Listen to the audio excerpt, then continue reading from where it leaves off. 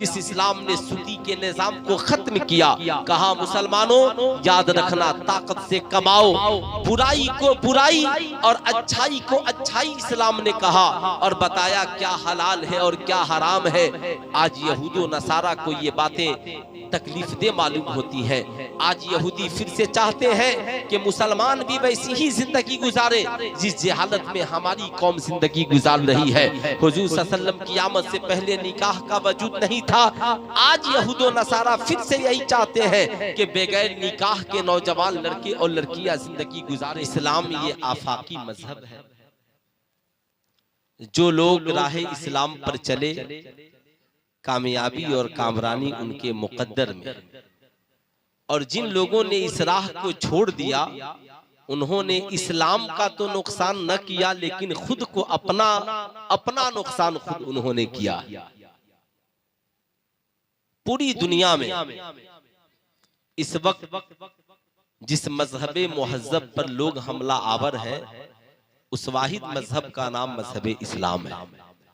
वो चाहे यहूदियत हो, नसरानियत हो, बुद्धिस्ट हो, पूरी दुनिया में जितने ये जाहिरी धर्म के मानने वाले हैं सबका हमला एक मजहब पर है।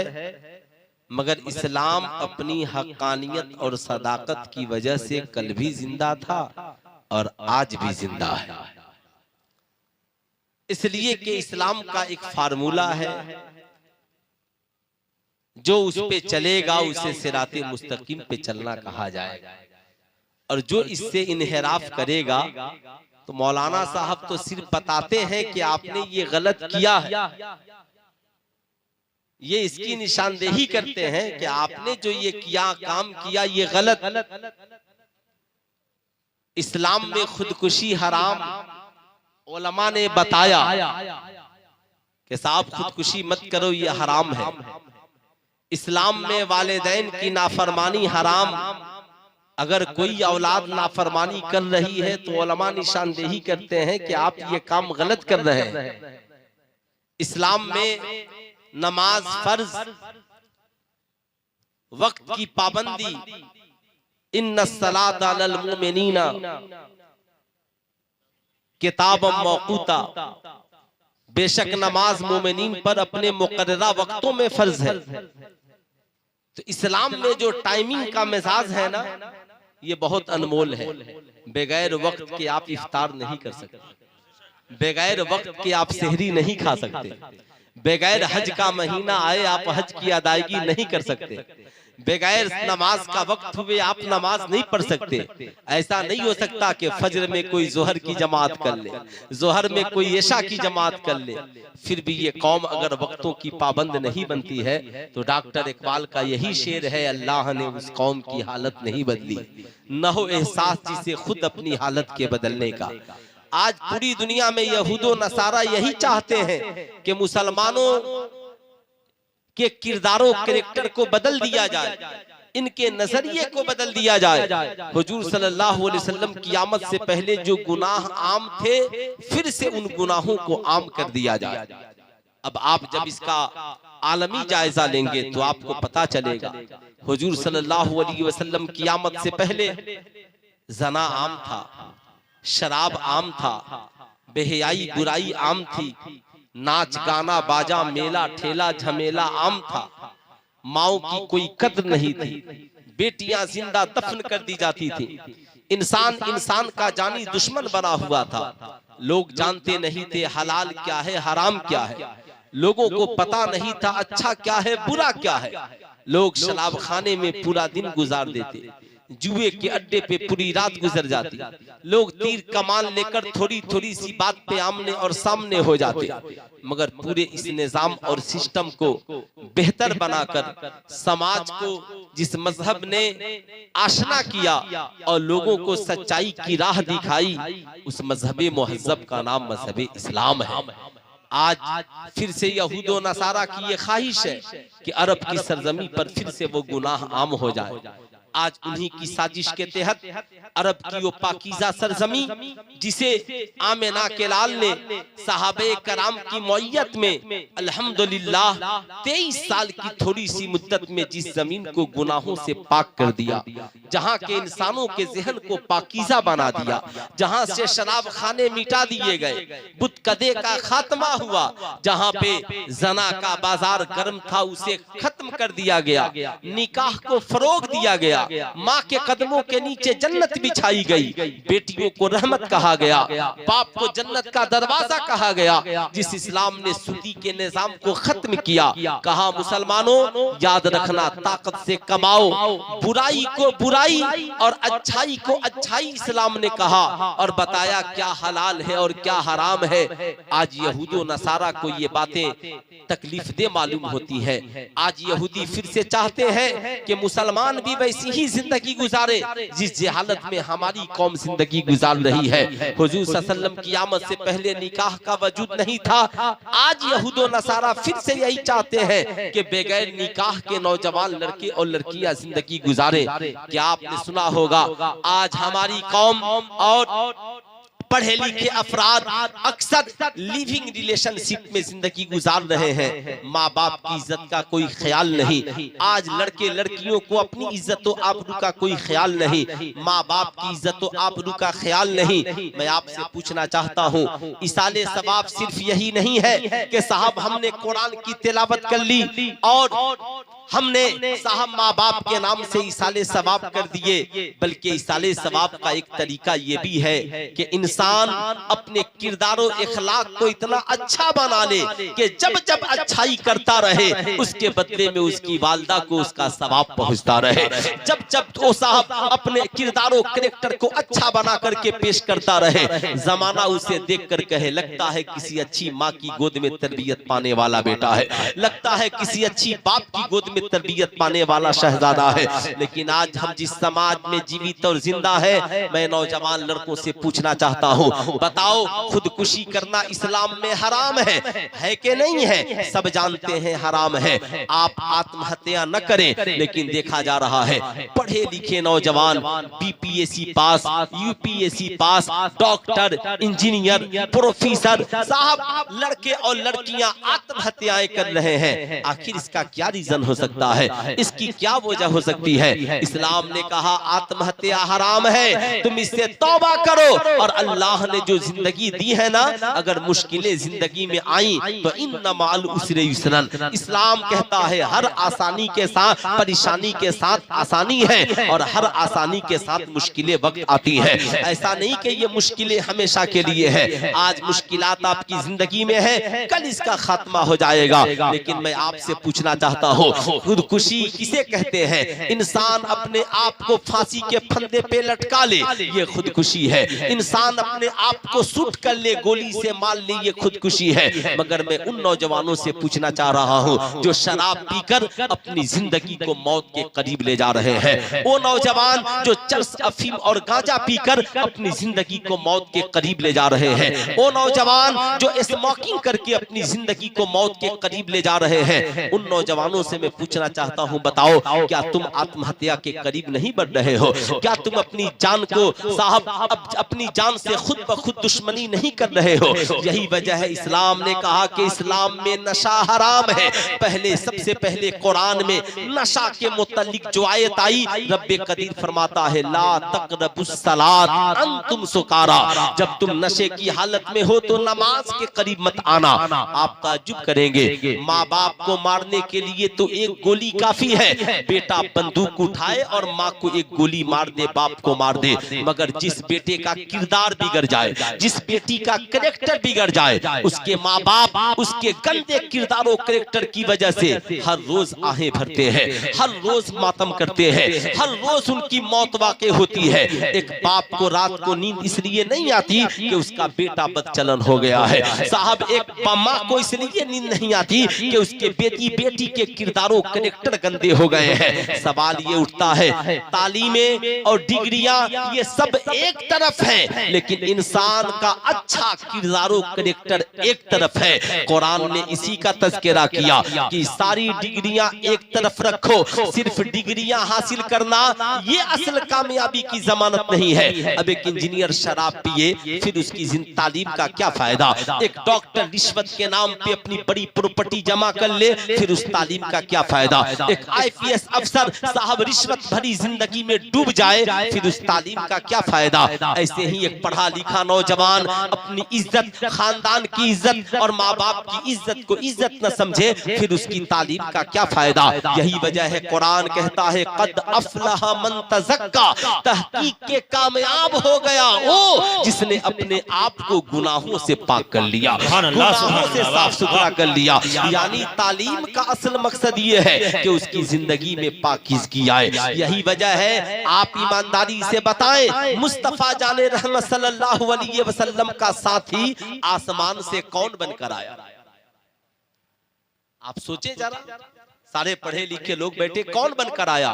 तो कुरान ने नबी के साथी का जिक्र यूं किया, कद जाअकुम मिनल्लाहि नूरुम व किताबुम मुबीन, तहकीक के तुम्हारी जानिब आ गया खुदा की तरफ से नूर और एक रोशन किताब। तो नूर से मुराद मुस्तफा जाने रहमत है और किताब से मुराद कुरान है। अल्लाह ने अपने महबूब का साथी बनाया तो कुरान अजीम को बनाया, किताब को साथी बनाया। अल्लाह ने महबूब का साथी किसे बनाया? किताब को। और आज हम लोगों ने अपना साथी किसे बना लिया? आप सोचे जरा सा, इस्लाम का कितना बड़ा मैसेज। कुरान की पहली आयत इकरा, पढ़। महबूब कह दीजिए, कह दीजिए पढ़े, बगैर तालीम की जिंदगी नहीं है। अब साहब रब ने इशारा कर दिया, ए दुनिया वालों, लक़द काना लकुम फी रसूलिल्लाहि उस्वतुन हसना, नबी की जिंदगी तुम्हारे लिए नमूने अमल है। मैंने महबूब का साथी कुरान को बनाया है, तुम भी अपनी जिंदगी में कुरान को अपना साथी बना लो, किताब को अपना साथी बना लो। मकसद ये है इल्म को अपना साथी बना लो। देखिए दुनिया की सारी किताबें एक तरफ है, वहां पे किताब है तो मैथ की किताब में सिर्फ आप मैथ पढ़ेंगे मगर किसी का किरदार कैरेक्टर नहीं पढ़ेंगे। आप इंग्लिश की किताब में इंग्लिश जबान पढ़ेंगे मगर किसी का किरदार कैरेक्टर नहीं पढ़ेंगे। मगर जब कुरान पढ़ेंगे ना तो कुरान की आयत भी पढ़ेंगे, कभी नूह का किरदार पढ़ेंगे, कभी इब्राहिम का किरदार पढ़ेंगे, कभी जकरिया का किरदार पढ़ेंगे, कभी हजरत यहिया का किरदार पढ़ेंगे, कभी हजरत मूसा का किरदार पढ़ेंगे, कभी हजरत ईसा का किरदार पढ़ेंगे। तो जगह जगह पे हर जगह मुस्तफा जाने रहमत सल्लल्लाहु अलैहि वसल्लम का किरदार पढ़ेंगे। आप जरा सा सोचे, आज मैं आपसे पूछना चाहता हूँ, आज भारत या पूरी दुनिया में जितने स्कूल और कॉलेजेस हैं आपने देखा होगा, वहां पर जब किताबें पढ़ाई जाती हैं तो मदर टेरेसा की जिंदगी है साहब, ये आइंस्टाइन का नजरिया है, ये साहब सुनीता विलियम की जिंदगी है, ये कल्पना चावला की जिंदगी है, ये पंडित जवाहरलाल नेहरू की जिंदगी है, ये वल्लभ भाई पटेल की जिंदगी है, ये नेताजी सुभाष चंद्र बोस की जिंदगी है। सुल्तान रजा कहना चाहेगा क्यों? तो साहब भारत का संविधान कहता है इन महापुरुषों की जिंदगी हमारे मुल्क के बच्चों के लिए साहब एक चिराग है। अगर इनकी जिंदगी को पढ़ेंगे तो ये भी अपनी जिंदगी मुल्क की मोहब्बत में लगा देंगे। मैं आपसे भी कहना चाहूंगा, यही वजह है कि हमारे उलमा और मज़हब इस्लाम ये कहता है कि तुम भी नबियों की जिंदगी पढ़ो, तुम भी औलिया की जिंदगी पढ़ो, तुम भी गौसो ख्वाजा की जिंदगी पढ़ो, तुम भी सैयदा खातूने जन्नत की जिंदगी का मुताला करो, तुम भी राबिया बसरिया की जिंदगी का मुताला करो। साहब याद रखिएगा, ये सिर्फ एक मुल्क के रहनुमा है मगर आमिना के लाल तो सारी दुनिया के इंसानों के रहनुमा है। यही वजह है आप अपनी औलादों से कहें, बेटा अगर एक साहब अगर इनकी जिंदगी आप पढ़ेंगे तो साहब मुल्क की मोहब्बत सिर्फ सीने में आएगी। मगर कोई नबी की जीवनी और जिंदगी पढ़ेगा, किरदार भी अच्छा होगा, कैरेक्टर भी अच्छा होगा, जिंदगी भी अच्छी होगी, दुनिया भी बेहतर हो और आखिरत भी बेहतर हो। यही वजह है मैं कहता हूँ पढ़िए, पढ़ना बहुत जरूरी है। अगर नबी करीम सल्लल्लाहु अलैहि वसल्लम की जिंदगी पढ़िएगा तो साहब हमारी जिंदगी में इनकलाब ही इनकलाब होगा।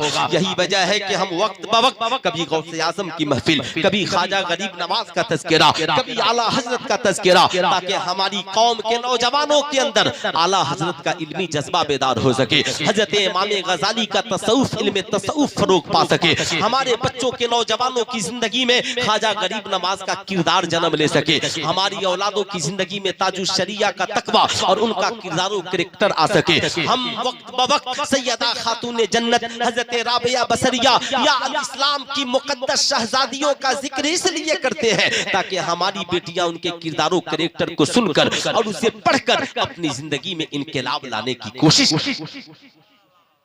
कर सके।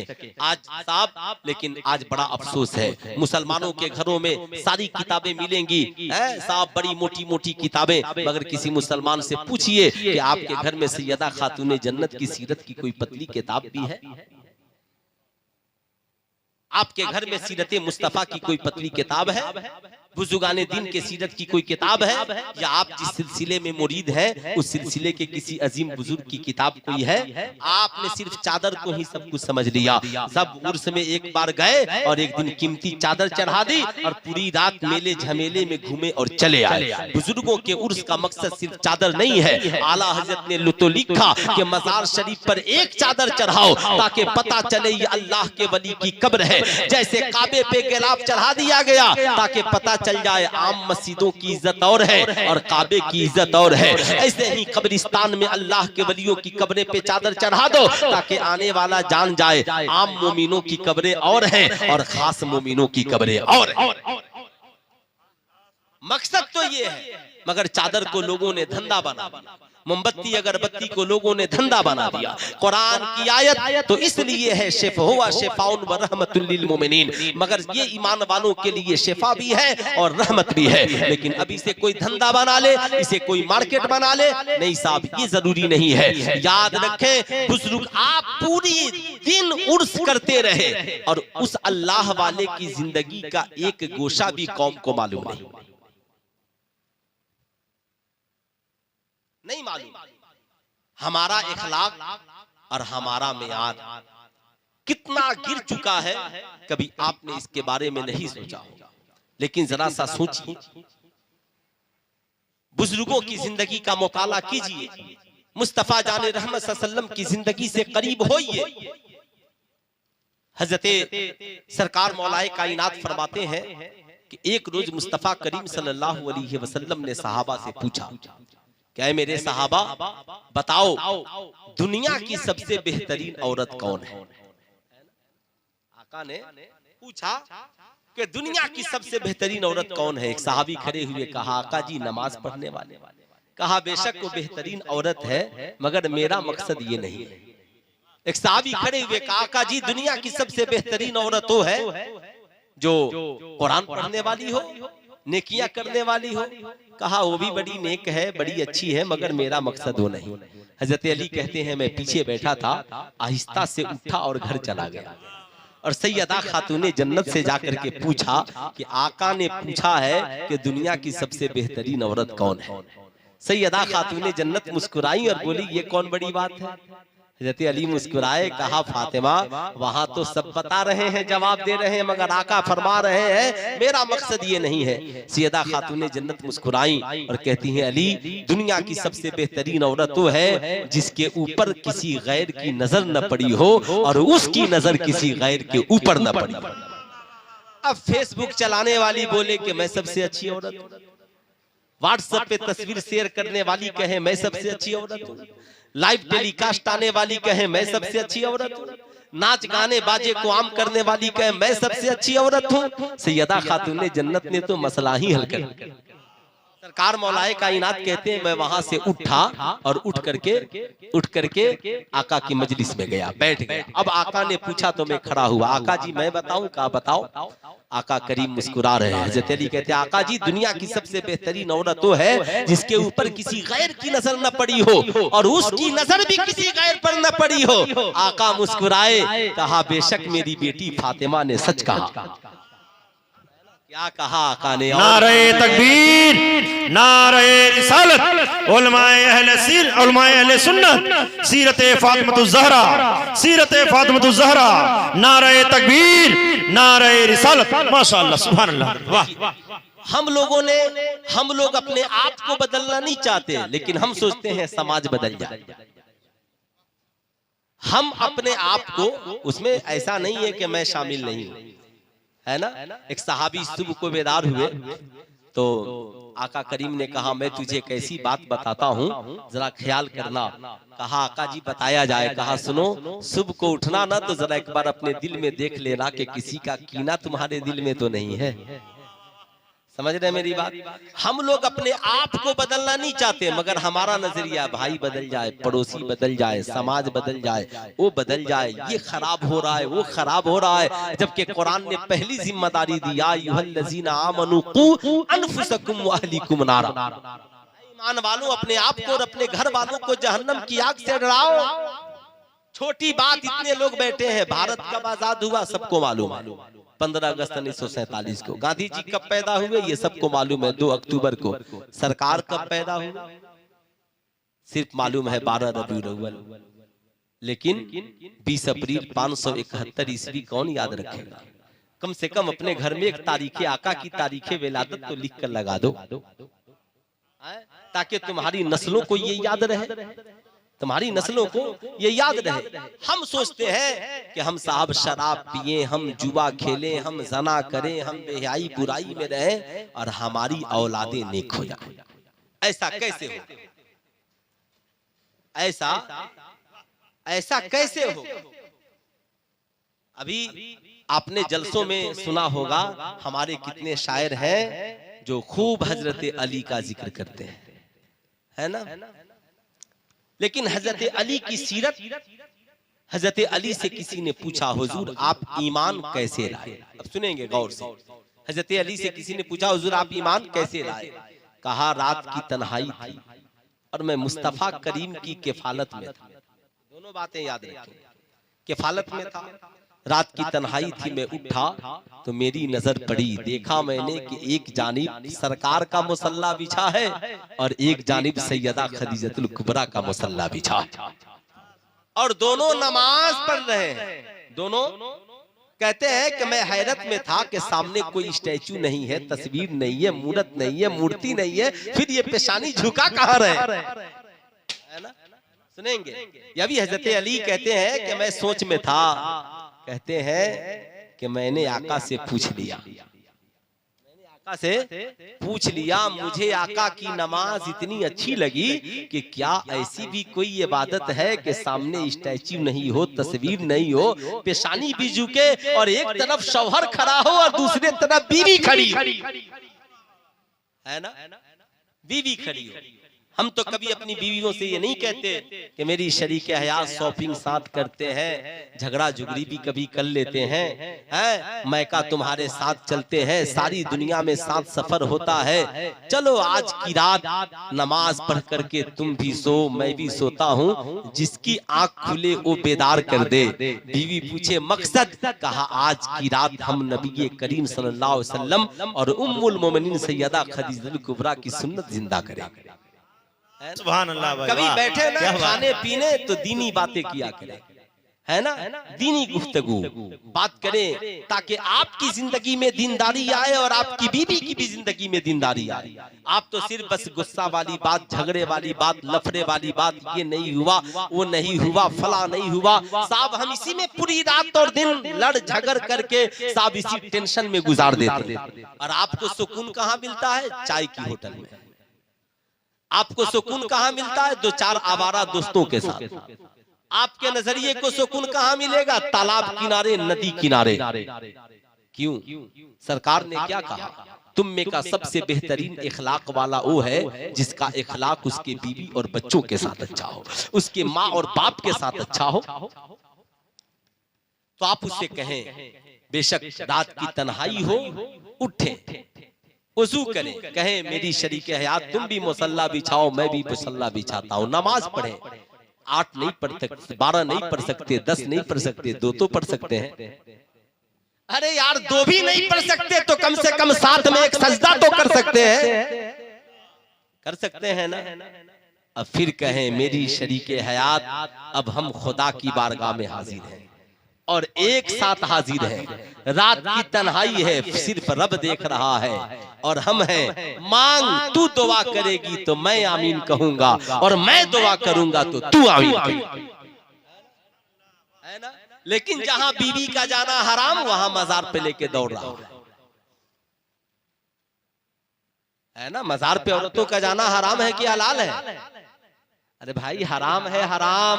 औरतों का सिवाय मुस्तफा जाने रहमत सल्लम के मज़ारे अनवर के औरतों को किसी मजार शरीफ पर जाने की इजाजत नहीं है। ऐसा लग रहा है कि मैं आपको कोई नई बात बता रहा हूं, है ना। एक मसाबिर साहब ने कहा कि आपको ये तकरीर करने के लिए कौन कहा था? मैंने बोला हक बोलने के लिए परमिशन की जरूरत है क्या?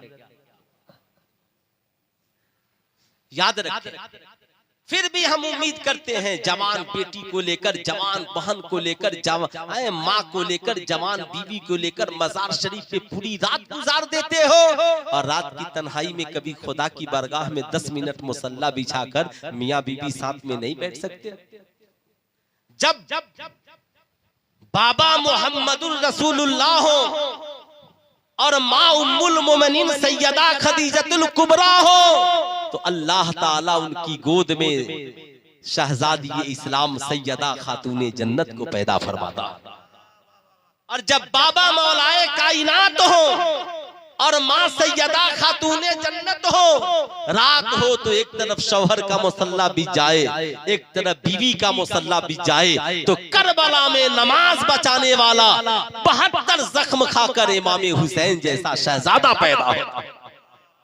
और जब माँ इतनी पाकीज़ा हो कि जिसने बचपन से जवानी तक किसी गैर पे नजर न डाली हो, जिसे जमाना सैयदा फातिमा उम्मुल खैर कहता हो, और बाबा इतने नेक के 12 साल दूसरे की बागीचे में हो और दूसरे की दौलत की तरफ नजर न डाले, जिसे जमाना अबू सालेह मूसा जंगी दोस्त कहता हो।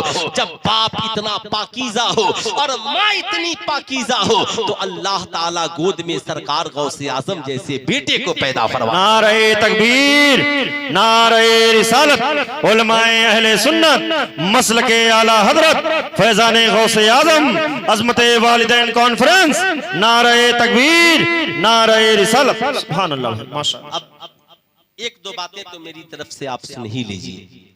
आज पूरे सोशल मीडिया पे, अखबारात में, हर जगह आप देख रहे हैं कि हमारी कौम की बेटियां मुर्तद हो रही हैं। ये सबको मालूम है, गैर मुस्लिम हो रही हैं, गैर मुस्लिमों के साथ भाग रही हैं। हो सकता है मेरी फिक्र आपकी फिक्र से न टकराए, लेकिन हो सकता है मेरी फिक्र जब आपको समझ में आए तो हो सकता है आप इससे इत्तफाक रख सकते हैं। इत्तफाक नहीं भी रखेंगे तो मेरी फिक्र मेरे पास तो रही जाएगी, इसमें कोई हर्ज नहीं है। आज इस्लाम ने कहा कि ये औरतें तुम्हारी खेतियां हैं, ठीक है। गैरों ने हमला किया, अरे ये मुसलमानों का कुरान जो है ये तो कहता औरतें खेतियां हैं। मैंने कहा पगले, तूने समझा नहीं है, इस्लाम कहता है कि औरतें खेतियां हैं, इसका मतलब तुम समझे? खेतियों में किसान से पूछो खेतियों की अहमियत क्या है। इस्लाम ये कहता है जैसे तुम अपनी खेतियों की रखवाली करते हो ऐसे ही अपने घर की औरतों की भी रखवाली करना। मिस्र खेतियां के इन्हें समझना।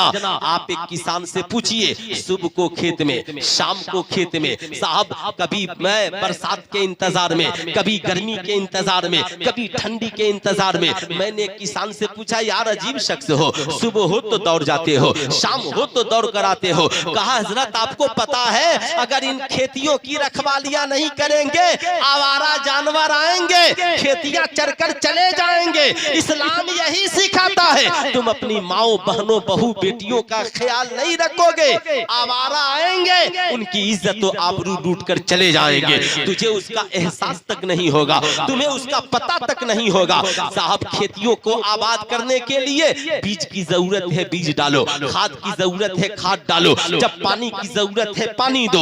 याद रखना पानी ना दोगे खेतियां बंजर हो जाएंगी। इस्लाम भी कहता है वल मुहसिनातु मिनन निसा, औरतों के साथ भलाई करो, इनके नानो नानो नफका वो सुकना का इंतजाम करो। माँ तेरी है ख्याल तुम करो, बीवी तेरी है ख्याल तुम करो, बहन तेरी है ख्याल तुम करो, बेटी तेरी है ख्याल तुम करो। तुम ख्याल नहीं करोगे, ये गैरों के सामने हाथ फैलाएंगी और गैर 1-2-4 टके के बदले में तेरी इज्जत और आबरू लूट कर चले।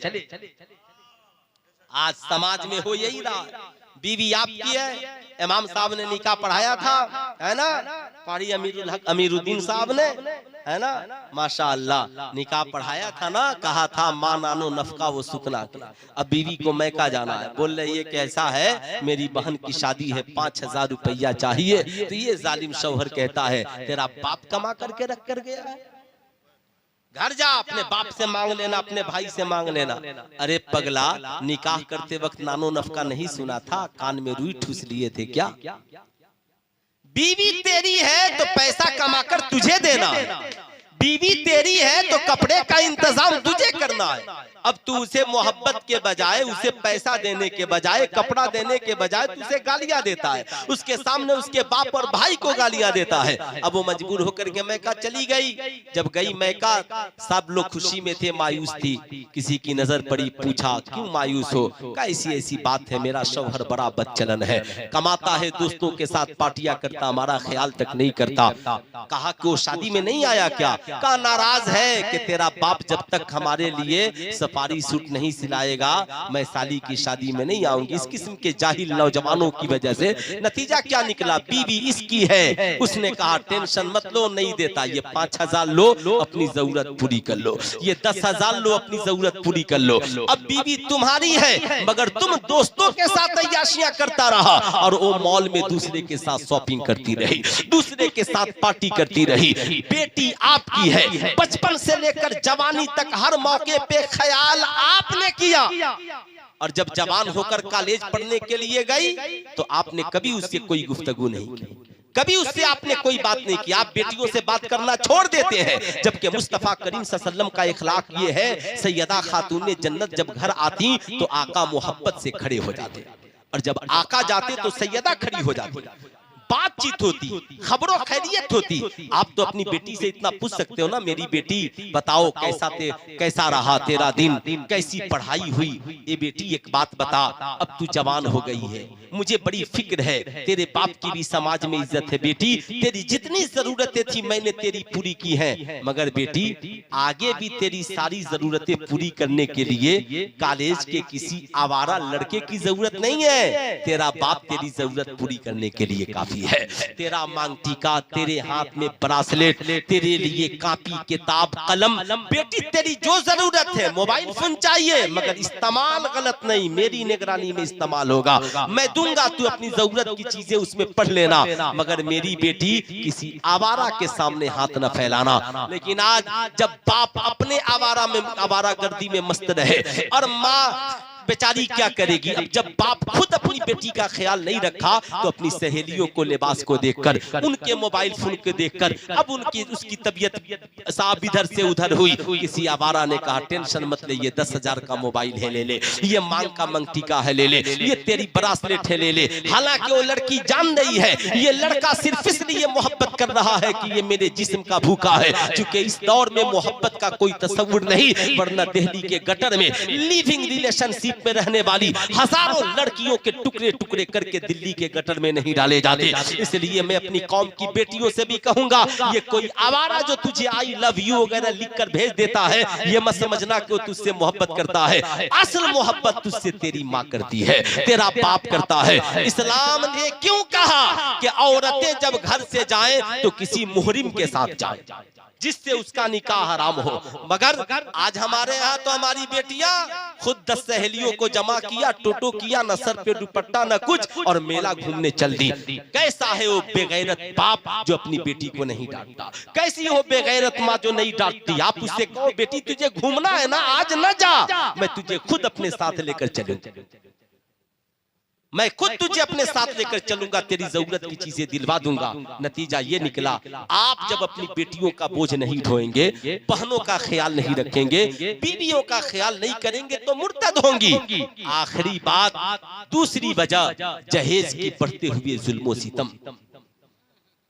बढ़ते हुए जुल्म सितम, गरीब बाप 4 लाख 5 लाख 10 लाख इंतजाम नहीं कर पाता, बेटी जवान है। एक दिन बाप की आंखों में आंसू के कतरे देखे, जज्बात है ना, बेटी ने कहा टेंशन मत लीजिए, मैं कोई जाहिल थोड़ी हूँ, मैं भी पढ़ी लिखी हूँ, मैं भी समाज में कुछ कर सकती हूँ और अपने बाप की गरीबी को दूर कर सकती हूँ। लैपटॉप वगैरह पे थोड़ा सा काम सीखा और मॉल में काम करने चली गई, ऑफिस में काम करने चली गई। बगल वाले ने आहिस्ता से पूछा, बता तुम्हारे मजहब में तो ये नहीं है, तुम कैसे काम करने चली आई? अब वो कहती है क्या करूं, मेरा बाप गरीब है, मैं इसलिए आई हूं ताकि मेरे बाप की गरीबी दूर हो जाए। लड़के वाले बहुत मोटा डिमांड करते हैं, मेरा बाप मेरी शादी के लिए पैसे नहीं जमा कर पाता, इसलिए मैंने सोचा है मैं खुद कमाऊंगी ताकि मेरे बाप की गरीबी दूर हो जाए।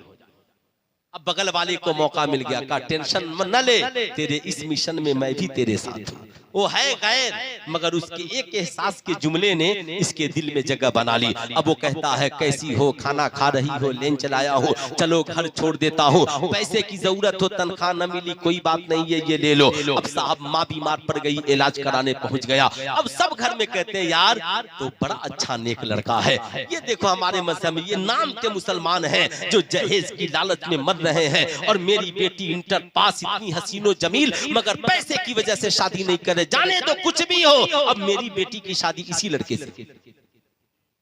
ऐसे हजारों माँ बाप हैं, ऐसी लाखों बेटियां हैं कि जहेज के इन लालची भेड़ियों की वजह से आज हमारी कौम की लाखों बेटियां मुर्तद हो गई।